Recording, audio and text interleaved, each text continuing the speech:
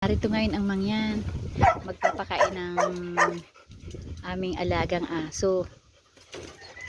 Ito muna pakakainin ko ay si Bella. Ito ay Labrador Choco. Ayan oh, nakaupo na. Hindi pa na ibibigay ang pagkain pero nakaupo na. Kasi pag sila ay hindi umupo, ay walang pagkain. Diba? Ang bait. Wait lang. No. Wait. Oh, nalayo siya. Wait. Ayun. Sarap. Sarap, Bella. Oh, very good. Ito naman si pakakain ko naman ay si Jana. Ito naman, ang lahi nito ay Belgian.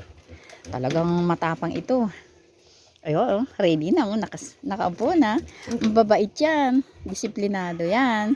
Yan ay alaga namin. Jana. Oh, ready na? Ready na? Ready na? Oh.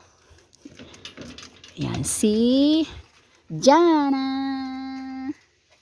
Yan. Malaking aso yan. Bella. Ito naman ay mabait. Sa mga bata mabait yan.